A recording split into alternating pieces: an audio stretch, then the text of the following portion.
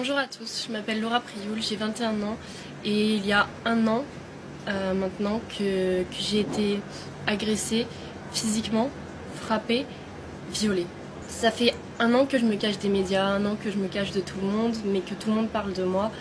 Je n'ai jamais parlé parce que je ne voulais pas faire le buzz, parce que j'avais peur, parce que je ne veux pas entendre parler de moi comme ça, parce que je me sens vraiment salie par cette histoire. Tout le monde est au courant, tous mes amis, toute ma famille, tout le monde sait ce qui s'est passé pour moi. Et c'est vraiment très dur à accepter. Donc maintenant, je vais être cash et je vais vous dire ce qui s'est passé sans vraiment rentrer dans les détails. J'étais en boîte de nuit sur Paris. Il se trouve que mon agresseur était aussi là. On a passé une super soirée, vraiment très gentil, à m'inviter à sa table, à boire un verre, etc. Je ne buvais que de l'eau. Lui, il buvait de l'alcool, beaucoup d'alcool. Donc par la suite, il me propose d'aller dans une deuxième boîte de nuit. Je me soucie du fait de comment je vais rentrer chez moi. Il me dit qu'il a des chauffeurs privés, qu'il me fera ramener, etc. Donc très bien. On part pour cette deuxième boîte de nuit. Au final, une voiture se gare à côté de nous, des paroles sont échangées en arabe, je n'y comprends strictement rien du tout. Je demande à mon agresseur ce qui se passe et il m'explique qu'on va finir en fait la soirée dans un hôtel, dans l'hôtel de son ami, parce que la boîte de nuit n'est pas très bien. Soit. Étant déjà dans le taxi, envie de continuer à m'amuser avec cette personne, envie de découvrir vraiment qui c'est, etc. J'accepte le fait d'aller dans cet hôtel. Donc on arrive à l'hôtel, nous sommes 4 personnes, une fille, un homme, mon agresseur et moi. Donc dans cet hôtel, nous continuons à faire la fête, à s'amuser, à rigoler, à regarder des vidéos.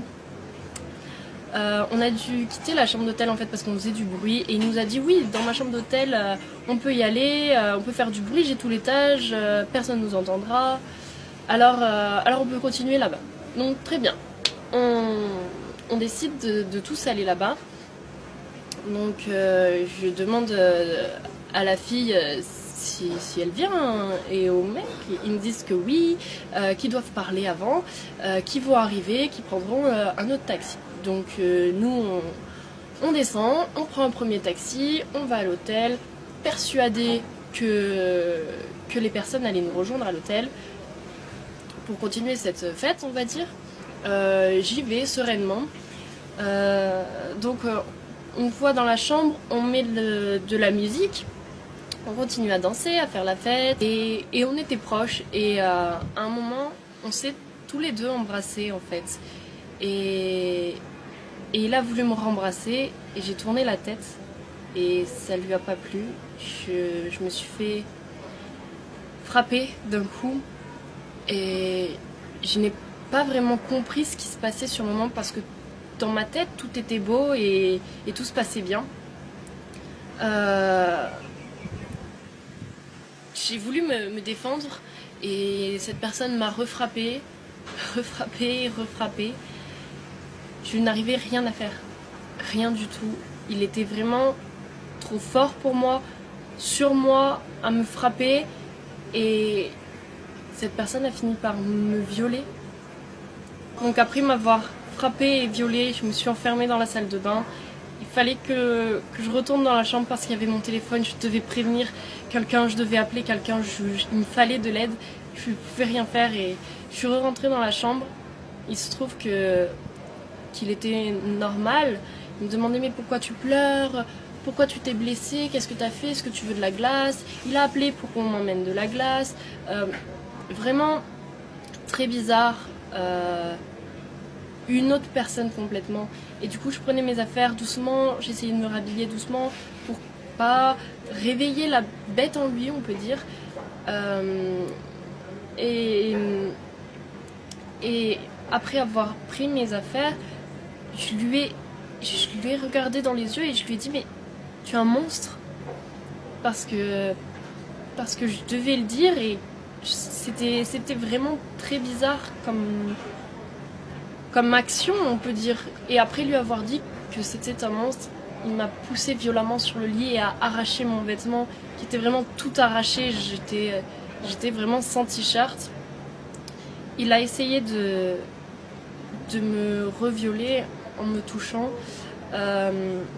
étant couché sur moi, sauf que j'ai saisi sa gorge pour le stopper en fait. Je l'ai étranglé et il en a fait de même, il m'a étranglé aussi, mais il serrait tellement fort que je n'arrivais vraiment plus à respirer. Et honnêtement, je vais vous dire, j'ai eu vraiment très peur pour ma vie, j'ai eu vraiment peur de finir comme ça parce que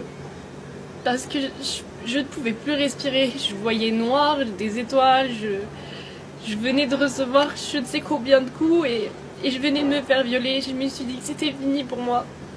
Sauf que j'ai réussi à basculer mon agresseur du lit en l'étranglant et en le poussant et j'ai réussi à m'enfuir de la chambre en courant. Il y a une personne qui m'a aidée dehors, après je me suis enfermée avec une femme de ménage dans une chambre qui m'a aidée, les secours sont venus, la direction de l'hôtel est venue me donner des vêtements, la police est venue, lui était enfermé dans la chambre, ils l'ont embarqué au poste de police, on m'a embarqué au poste de police, on nous a embarqués au même dans 2 voitures séparées pour pas qu'on se recroise, etc. Arrivé au poste de police, j'ai porté plainte, on va dire, mais ce n'était même pas réfléchi de ma part. Au poste de police, on m'a dit bah voilà, qu'est-ce qui se passe? J'ai tout dit et j'ai pas eu le temps de réfléchir, de savoir si je voulais porter plainte, si je voulais pas porter plainte, ce que je voulais faire, ce que je voulais pas faire. J'ai pas eu le temps de tout ça. Donc après avoir porté plainte, j'ai été emmenée à l'hôpital pour soigner mes blessures, pour me faire des tests ADN, faire des tests alcoolémie, faire des tests pour la cocaïne, faire toutes sortes de tests. J'y suis allée le jour même, j'y suis retournée le lendemain. J'ai eu un médicament à prendre pendant 1 mois qui me détruisait l'estomac, vraiment pour pas avoir de maladie, etc. Parce que oui, cette personne ne s'est pas protégée, bien évidemment. Quand j'étais chez moi, je me pliais de douleur tellement ce cachet me faisait mal. Et c'était dur. Je n'arrivais pas à le dire à ma mère parce que c'est trop dur de dire quelque chose de tel à sa mère. Ma mère qui a toujours voulu me protéger, qui a toujours voulu me mettre en garde, qui a toujours été là pour moi. Le fait de lui dire maman, j'ai été frappée, j'ai été violée, c'est juste pas possible pour moi. Je lui ai jamais dit ce qui s'était vraiment passé. Elle a lu toutes mes plaintes, elle sait vraiment tout ce qui se passe dans tous les détails, mais de moi-même, j'y arrive pas. C'est comme ça, c'est trop dur. Donc, quelques jours après être rentrée chez moi, un blogueur a partagé mon nom dans les médias. Et là,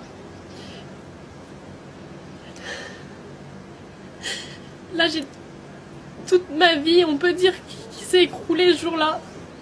Parce que on a commencé à m'insulter, on a commencé à me traiter de tous les noms, on a commencé à me menacer de mort, on a commencé à me menacer de tout ce que vous voulez, on a commencé à me dire vraiment des choses qui blessent, on a commencé à contacter mes grands-parents, à contacter ma mère, à contacter mes amis, savoir qui j'étais, à me contacter, à m'insulter, à me rabaisser, à m'inventer des histoires, à faire énormément de choses comme ça. J'ai eu tellement de menaces, j'ai vu tellement de commentaires sur moi, je ne voyais aucun commentaire positif me concernant.